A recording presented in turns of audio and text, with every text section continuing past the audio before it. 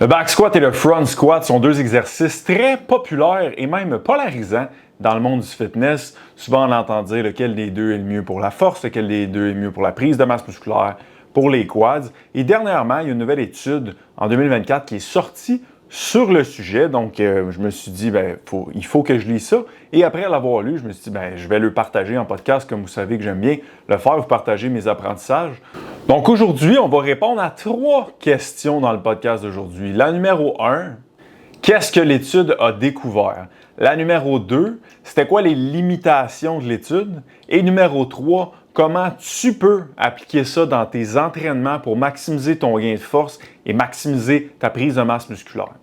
Donc, question numéro 1, qu'est-ce que l'étude a découvert? Premièrement, l'objectif de l'étude, c'était de regarder sur une période de 12 semaines, donc après 12 semaines, un groupe front squat, un groupe back squat, est-ce qu'il y avait une différence au niveau du gain en force? Et est-ce qu'il y avait une différence au niveau de la prise de masse musculaire au niveau des quads? L'hypothèse des auteurs, c'était que, comme c'est le même mouvement dans le sens que c'est un squat, mais vu que la biomécanique est différente, vu que la barre n'est pas à la même place, leur hypothèse était qu'elle allait avoir des différents résultats tant au niveau de la prise de masse que la force.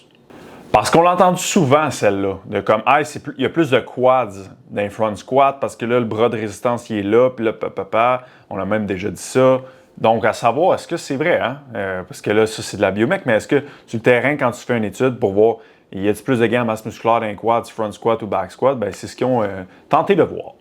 Donc, comment ils ont testé ça et c'est quoi qu'ils ont testé? Premièrement, c'était 29 participantes, donc 29 femmes. Enfin, honnêtement, pour ceux qui écoutent les podcasts depuis un bout, là, vous le voyez qu'il n'y a pas beaucoup de femmes dans les études et c'est quand même dommage parce que ça fait que c'est comme, oui, ça marchait pour les hommes, mais est-ce que ça va marcher pour les femmes? On ne le sait pas. Ça prendrait un beau mix de tous les genres pour avoir vraiment une vraie idée sur est-ce que ça fonctionne pour les deux. Dans ce cas-ci, c'était 29 femmes qui ont participé à l'étude. Les 29 femmes avaient environ 2 ans d'expérience en entraînement, donc ce n'était pas des débutantes. Environ, si on fait la moyenne de tous les participantes, là, c'était 22 à 23 ans-ish. Et leur body fat était de 19% à un poids de 140 livres. Encore là, ça, c'est une moyenne si on prend tous les participants. Ensuite, ces 29 femmes-là, ils étaient aléatoirement séparées dans un groupe back squat et un groupe front squat. Pour mesurer le gain en force, on se rappelle que c'est une des affaires qu'ils veulent regarder, ils ont pris le leg press. Donc, ils demandaient aux femmes de faire un 1 RM au leg press. Ça, je trouve ça très intelligent. Parce que là, ils veulent voir lequel des deux me fait gagner plus de force. Parce que si on avait testé, ça nous prend un exercice neutre pour voir lequel des deux fait gagner plus de force. Parce que tu peux pas dire, ils ont gagné plus de force sur le back squat en faisant les back squats, comme c'est un peu ça le concept. T'sais. Donc là, ils ont pris un exercice neutre, qui est le leg press. Ils ont fait un 1 RM avant le 12 semaines et après le 12 semaines. Et by the way, la moyenne de 1 RM des femmes, c'était 512 livres. Fait que c'était quand même des femmes assez fortes qui ont été prises dans l'étude. Au niveau de la masse musculaire, c'est autre chose qu'ils voulaient pas valider, mais mesurer au niveau des quads. Ils ont utilisé un ultrason, donc c'est pas le gold standard, c'est pas la meilleure chose pour mesurer, mais ça reste quand même super bon et meilleur, mettons, qu'un body fat ou un DEXA scan. Surtout là qu'on veut regarder vraiment dans les quads, un body fat, ça aurait été weird.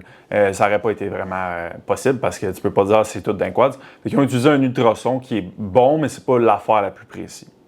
Les workouts qu'ils faisaient, c'était 2 fois par semaine, donc 2 fois des jambes par semaine pendant 12 semaines, donc un total de 24 workouts à la même heure et toujours supervisé par un professionnel qui faisait partie de l'étude. Les workouts ressemblaient à ça. Tu avais front squat ou back squat, dépendamment du groupe que tu étais, 6 à 12 répétitions. En deuxième lieu, tu avais un leg curl, 6 à 12 répétitions. Troisième, Romanian deadlift, 6 à 12 répétitions. Et le dernier, un seated hip abduction, 6 à 12 répétitions. Et tout ça était fait 2 séries. Et ça, c'était 2 séries, bravo aux chercheurs, à l'échec musculaire ou très proche de l'échec, minimum 2 répétitions. Maximum 2 répétitions en réserve. Okay, donc, c'était 2 séries à l'échec ou très proche de l'échec. Donc, vous voyez, même les chercheurs qui font des études en 2024 utilisent ça pour définir les types de séries. Fait que si vous avez des programmes, Si vous voyez des programmes, c'est marqué 4x12, puis vous avez, c'est pas défini, là, c'est quoi ces séries-là, il y a un problème. Parce que tu devrais avoir une définition sur c'est quoi un warm-up, 3 dans le tank, 5 dans le tank, échec, c'est quoi?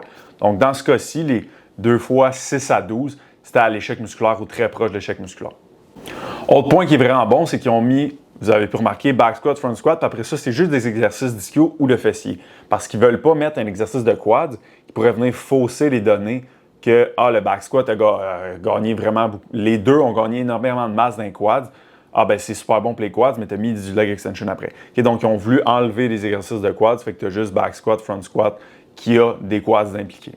À noter aussi que les temps de repos entre les séries étaient de 3 minutes. Encore une fois, étude de 2024 qui est à jour avec ce que la recherche dit présentement, que les temps de repos de 3 minutes sont supérieurs pour prendre la masse musculaire, supérieurs pour prendre la force. Donc, encore une fois, même les chercheurs qui ont fait cette étude-là ont appliqué ce que la science dit. J'espère, mais je suis content de voir ça parce que vous voyez que ça, c'est de la nouvelle science. C'est 2024 et on voit que ça s'est ajusté à c'est quoi maintenant l'évidence scientifique au niveau des temps de repos et des types de séries à l'échec musculaire. Donc maintenant, tu veux savoir qu'est-ce qu'ils ont trouvé. On va regarder en premier lieu au niveau de la force. Les deux groupes, squat, front squat, les deux groupes, tant front squat que back squat, ont augmenté significativement leur 1RM au leg press. Donc ça, c'était à prévoir. Si tu t'es entraîné, tu as forcé, puis tu as mis de l'effort, tu vas devenir plus fort. Mais là, la vraie question, c'est-tu le back squat ou le front squat qui va m'aider à être plus fort? Eh bien, le back squat a eu 37% en moyenne, plus de gains en force sur le 1RM que le groupe du front squat. Donc, le back squat serait supérieur pour gagner de la force qu'un front squat. Mais attention, parce que je vais expliquer pourquoi ça a fait ça, pour que vous compreniez le mécanisme et juste pas partir en criant sur tous les toits. Back squat, c'est parce que le back squat, là, c'est le meilleur, c'est lui qui gagne plus en force. Comme il y a une raison pourquoi ça a fait ça, et on va l'expliquer tantôt, mais sachez que en front squat et back squat, les femmes qui étaient dans le groupe du back squat ont gagné 37% plus de force au niveau de leur 1RM du leg press. Au niveau de la prise de masse, au niveau des quads, bien, les deux groupes ont gagné de la masse musculaire au niveau des quads de façon significative. Et là, la question, c'est est-ce qu'il y a une différence entre le back squat et le front squat pour les quads? Eh bien, non. Il n'y en avait pas. Il n'y a pas de différence significative au niveau du gain en masse musculaire, tant dans le groupe de back squat que front squat. Si tu regardes l'interaction entre les deux, c'est pas mal la même chose. Et ça, ce n'est pas surprenant et je vais t'expliquer pourquoi dans quelques instants. Donc, pourquoi on est arrivé à cette conclusion-là en faisant l'étude, tant au niveau de la force que la prise de masse musculaire? Si on regarde la force en premier, c'est quand même assez simple. Parce que de par comment l'exercice au niveau biomécanique du back squat est fait, tu vas pouvoir mettre plus de charge. Okay? Parce que la charge est en arrière de ton dos, tu vas mettre bien plus lourd sur un back squat que sur un front squat. La charge levée, c'est le main driver pour gagner en force. Ce n'est pas les séries à l'échec. C'est la charge soulevée. Okay? Donc, comme un back squat, tu vas utiliser plus de charge, tu vas lever plus de charge.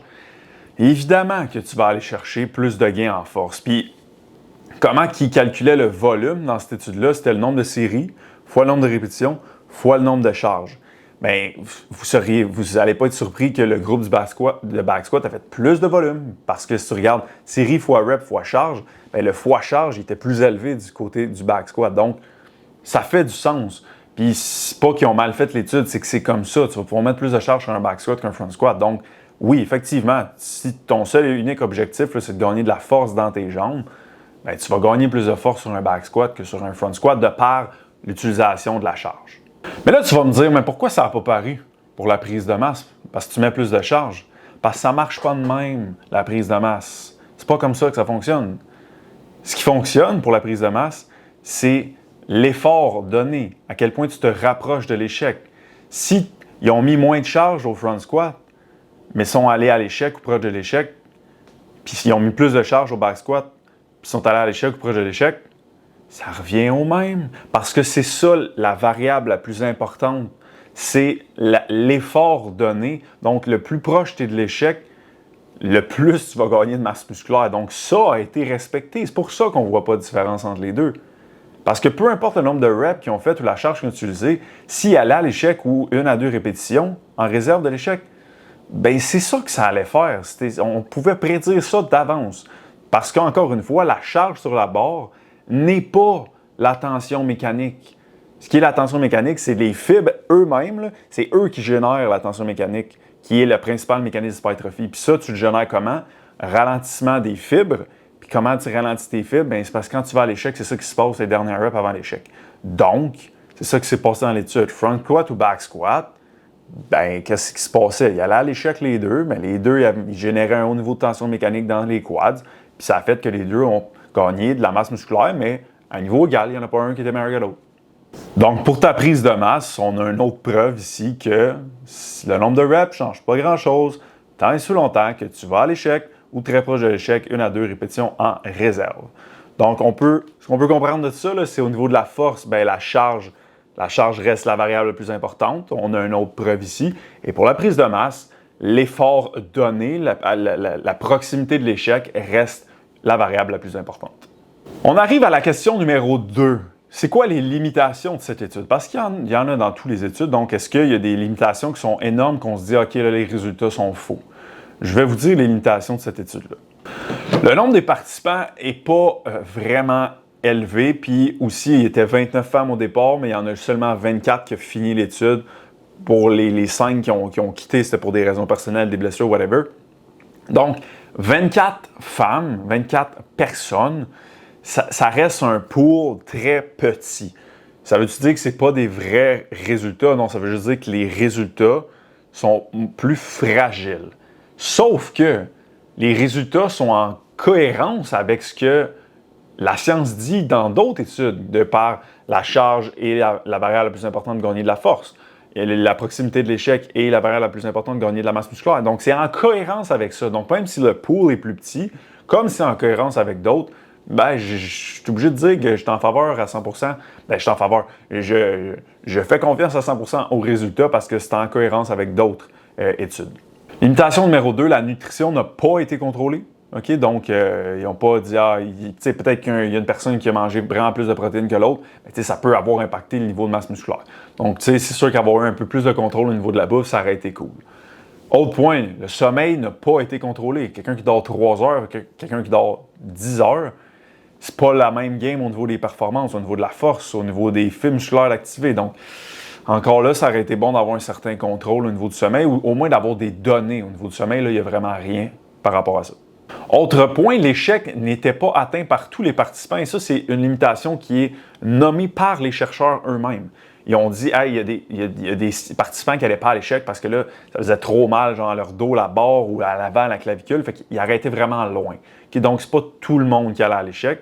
Et l'autre limitation, c'est que l'échec sur un squat, et même les chercheurs l'ont dit, on ne sait pas si c'est un échec de quads, parce que ça peut être autre groupe musculaire, ça peut être la technique, ça peut être comme ça peut être plein de choses. Donc, on est-tu 100% là à l'échec? Dur à savoir. Donc, au niveau de la prise de masse musculaire, au niveau de la force, je pense que c'est quand même assez béton, cette étude-là.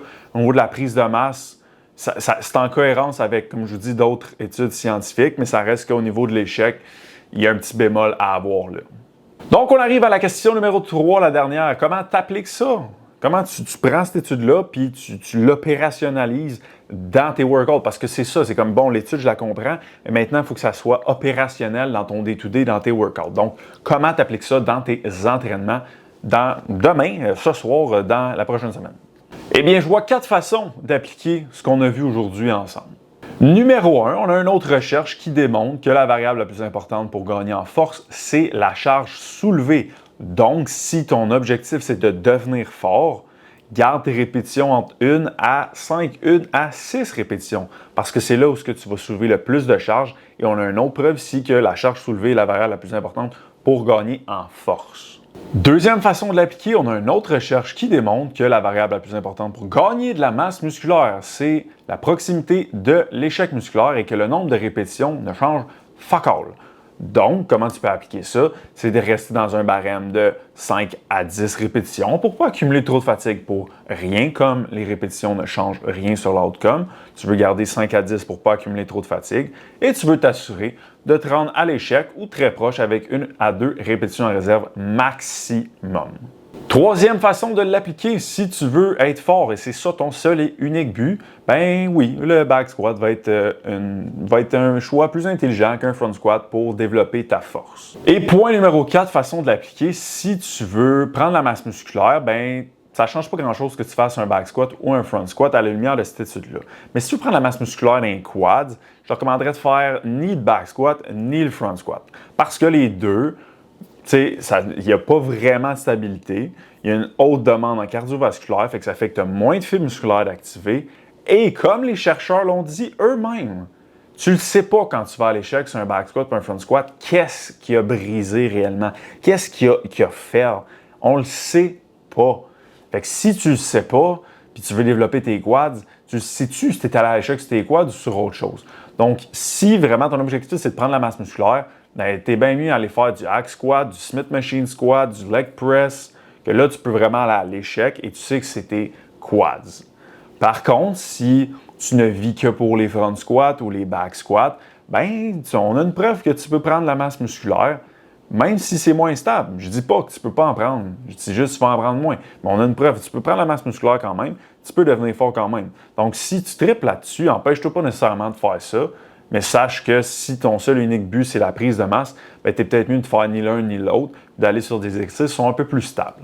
Donc voilà pour le podcast de cette semaine, en espérant que ce petit breakdown d'études-là vous a plu et va vous servir dans vos entraînements.